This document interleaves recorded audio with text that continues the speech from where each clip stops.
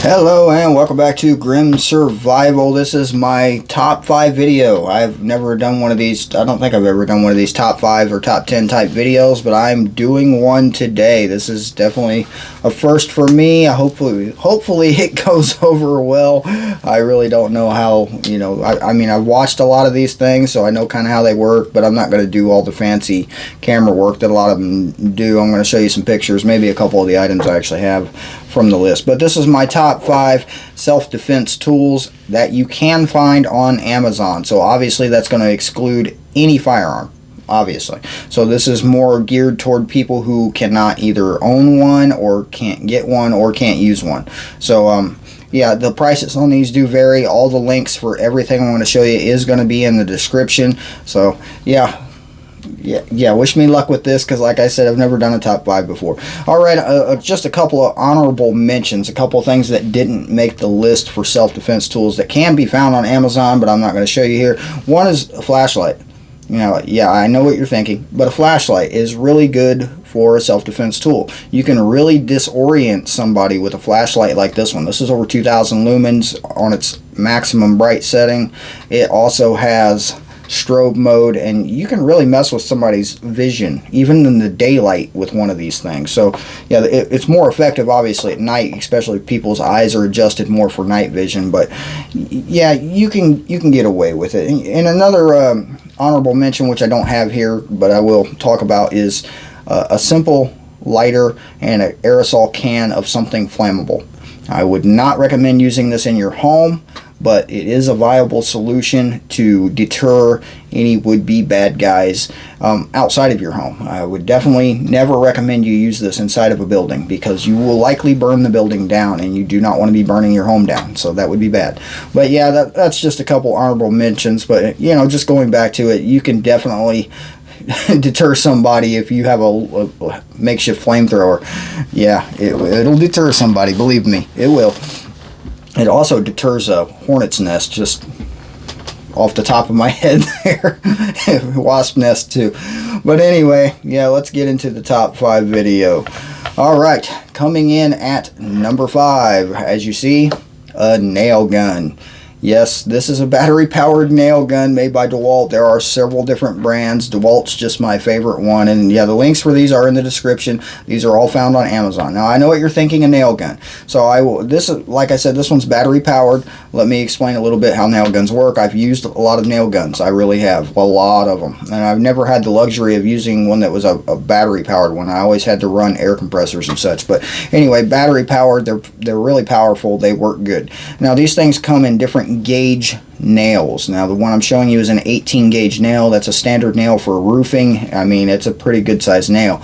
Or not for roofing, for decking. I'm sorry, for decking. It's for building decks and carpentry type work. Alright, so it's a pretty good sized nail. Now how a nail gun works is it has the little trigger on there, but you have to compress the head of it, the little tip of it, into something and then pull the trigger before that to work. Now that being said, you can modify that. You can modify that. There are a lot of videos online, so you can completely bypass that safety feature and just, use the trigger like a firearm typically. I mean, really, it would work like that. And now these things have a pretty good range. Now, obviously, it's going to be a close range type of thing. You're going to be within, 2 or 3 yards, if that, maybe within 10 feet of somebody for that to really be effective. But if you are firing nails at someone, believe me, they're not going to want to get hit with them. If you want my advice, aim high. This particular area right here, if you're using a nail gun. It's obviously not going to be that accurate, so you're going to have to probably practice with it quite a bit if you have to use that for a self-defense tool, or you intend to use that as a self-defense tool. Okay. Alright, moving on. Now, it was really a toss-up there between the last one and the second one, but moving on, I'm going to show you a knife. A simple regular old knife, just like a Mora. One of these is a very viable self-defense tool. This, you know, isn't a bad size for a blade. Obviously, the longer the better. See, the key to self-defense is keeping your distance from your would-be attacker. Keeping your distance. You want to keep them as far away from you as possible. So that's why I said it's a toss-up between the nail gun and the knife, because the nail gun has a longer range than a knife. But a knife can be modified to have a longer range. If you duct tape it to a stick, you have a makeshift spear. But a Mora knife like this with a 4-inch blade, it definitely would be intimidating to somebody who's coming at you. I mean, it's not the smallest thing in the world. It really isn't. So even a simple Mora can be a viable self-defense tool. Now, I know there's a lot of people around the world and other parts of the world that are unable to carry knives. So, you know, it's going to be a case-by-case basis. But if you are going to carry one, definitely check your local laws if you care about such things. I don't. I just don't. But that's beside the point. That's a whole different video. Okay, whole different video. Obviously, you could get ones that are way more aggressive than a Mora. There's ones that are made for combat. There really are. Double-bladed is definitely an option for combat. But for the budget-minded, these things go for $15 to $20, these little Moras, and they are a viable self-defense item. Any kind of a blade is a viable self-defense item. Even a little bitty one like this, if you know how to use it. And yeah, obviously there are a lot of things, and I don't recommend trying to go to currently I don't recommend, I do highly recommend self-defense classes, but currently with the mask, it's very unrecommended to do any kind of extraneous activities or working out with a mask, and most of these places are requiring it. So if you can find one that's not going to require you to try to, you know, get your heart rate and your oxygen up without a mask on, because it's very much, not even by doctors will not recommend you do that. But yeah, if you can find one that's not going to require the mask, definitely take self-defense classes. Learn how to use tools like this for defensive purposes. All right, number 3. You guessed it, it's an axe. Number 3 is an axe or a hatchet. Preferably an axe. Like I said, the goal in self-defense is to keep your distance. Now, this is a Brooks Forest axe. The one I'm showing you on the screen is actually a whole lot cheaper than that. It's made by Cold Steel. Cold Steel is a company I highly recommend. They make pretty good machetes that look like swords. But there's a lot of people around the world that's not going to be able to own a sword or a machete for that reason. I mean, there are a lot of very restricted people, but most people around the world can still pick up an axe, especially if you claim you're doing work on a farm or forestry type work. You could still pick up an axe. Now, obviously, for self-defense, longer is better, but this is also heavier, harder to wield.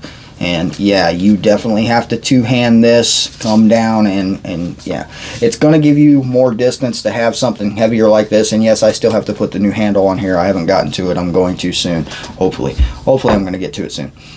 Yeah, so things can be said about axes. Axes have been used throughout history as weapons. Typically, you'll see them a lot heavier than this. But if you go after somebody with even something this small, or even a hatchet, which is typically going to be about that big, you know, maybe a smaller head, yeah, if you go after somebody with one of those, somebody who's trying to attack you, this is definitely going to, you know, give them second thoughts about messing with you. Because if you're just, I mean, I don't know why you would be, but if you're just wandering around outside with an axe in your hand, you know, you might have some questions with the law there. But yeah, in your home, definitely a viable self-defense tool is an axe or a hatchet. This thing's very light. This only weighs 2 or 3 pounds. The Brooks, I think it's actually 3 pounds, and it could easily be one-handed, so you could keep your second hand free. You could do something like disorient somebody with a flashlight, and then yeah, chop. Hey, this is self-defense, right? We do what is necessary to survive. This is why we prep. We prep to survive. We survive to prep some more. So yeah, prepping and survival, they go hand in hand. So axe made number 3 on the list. Now, number 1 and number 2 really did kind of, yeah, I had to balance them out a bit, but I went ahead and made the decision. Number 2 is a spear. Yeah, that's a spear. This spear is made by Cold Steel. It only runs about $30 a spear. Why a spear? Because a spear has been used as a weapon throughout history. Why a spear? Because it has a long reach, a very long reach on it. You can definitely keep somebody at a distance with it. You can back somebody down with it. I'm sorry for the noise outside. People have some very loud vehicles around here lately. Seems like they're getting worse over winter. I mean, really. But anyway, a spear. You can keep somebody at a distance, and that's the name of the game when it comes to self-defense. The closer they get to you, the more of a threat they are to you. So if you have a spear in your hand and you're, say, in your home and somebody's coming at you down a hallway, you basically got the entire front of the hallway covered. They're not going to get past that spear without, you know, getting speared. So yeah, and I know what you're thinking. There's a lot of people around the world who can't own a spear. You know what? You do own a spear. All you have to have is one of these taped to a piece of wood. And I wouldn't recommend taping it because that's going to fail pretty quickly. It really is. The first good jab, probably knock it off there with tape. There are other means of building a spear. You can simply use one of these and you can carve a sharp point on a long stick. Alternatively, if you can own a bow and arrow, you already have spearheads. You take a good tip to an arrow and you make a little split in a piece of wood. You can make a spear with a good arrowhead. You really can. I mean, it's been done. There's lots of videos online about doing it. I might make one myself. I've been considering it just to show you, or just to have, because it would be cool to have a spear, wouldn't it? But anyway, if you are in a place where you can buy them on Amazon, the link is in the description for the cold steel spear. Yes, you can buy spears on Amazon. I was unaware of this until I started looking into it, but yeah, it is possible to buy a spear on Amazon. Isn't that cool? So yeah, spears. But like I said, keep your distance from any kind of a would-be attacker. All right, number one.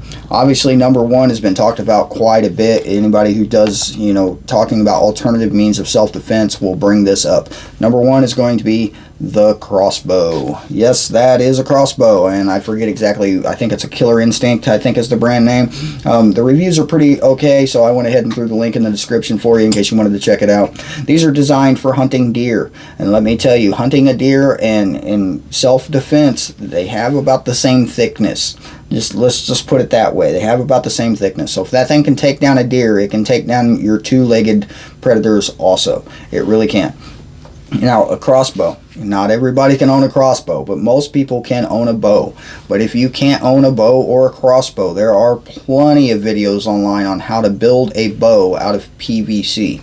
Now, I don't recommend a bow over a crossbow because a crossbow actually has more feet per second in the short term. It actually, in most cases, crossbows are more powerful than bows, in most cases. Now, this is not always true with modern technology and compound bows and things like that, but a bow is a lot bigger and a lot more, you know, you need more space to be able to use it. Now, sure, you can use it from, you know, down a hallway if you can pull it back, but a crossbow is actually easier to load because you have assistance. You put your foot on it, you have a big string, you pull it up and it loads that. You drop your bolt in and pop. Also, crossbows have scopes on them, so this is a pretty good thing. You could actually, for short range, if you're planning on using this for self-defense, you can remove that scope and add a red dot to that thing, which I would highly recommend if you are planning to use it for a self-defense type of thing.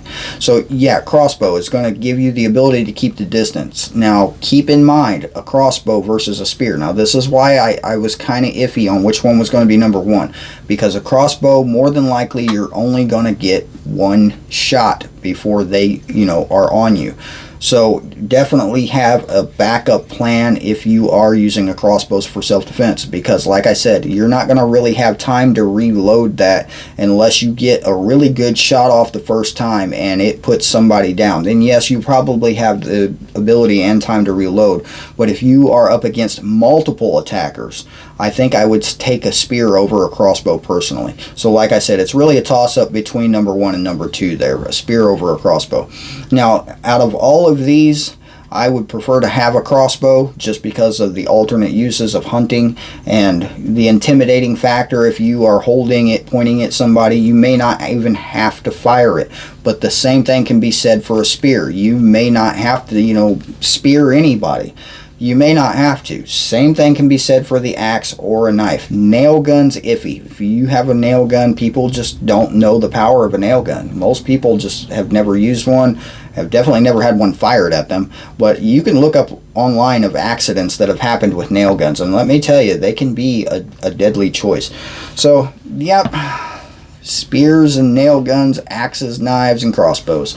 These things are all found on Amazon. Like I keep saying, the links are in the description. It's kind of hard to believe that you could find all this on Amazon, but they can be delivered right to your house if you live anywhere in the United States. Obviously, other countries have other restrictions on certain things, so you just have to look up your local laws. Or build them yourself. Building it yourself is always the way to go, but obviously something that's a solid piece of metal like the spear I showed you, that's going to be a pretty intimidating and effective tool for self-defense. Alright, things I don't recommend, just really quickly off the top of my head. I'm just going to talk about a couple things I absolutely don't recommend. Mace, pepper spray. I don't recommend them at all. There are so many accounts and cases of people using mace or pepper spray on somebody and it just did not work. Pepper spray and mace type products affect different people differently, and there are a lot of people in the world that eat very hot peppers and things like that, and that's what pepper spray is made out of, hot peppers. And there's a lot of people that have a very high tolerance to that type of thing, and spraying them with pepper spray obviously doesn't work. Another thing that, you know, could have made the honorable mention would be some kind of a taser. But, you know, I've never used a taser. I don't have any experience with them. I have seen plenty of people have them used on them, and they did not even fall down. They just kept on walking forward. So, it really depends on the person for that also. So, I'm going to say I don't really recommend that either. Yeah. So, yeah, that's going to be my top 5 list and my recommendations to how to defend yourself without a firearm. Obviously, if you have the ability, firearm is your number one go-to, but that's not this video. Maybe I will make a top 5 self-defense firearm video and put it over on Patreon. Maybe if anybody wants to see that, I will definitely do so. But yeah, self-defense, it's very key. Just a quick thing about my particular background in self-defense. I actually am fairly well trained with nunchucks and other type of weapons. I have belts, multiple color belts in multiple martial arts. So yeah, we'll just leave it at that.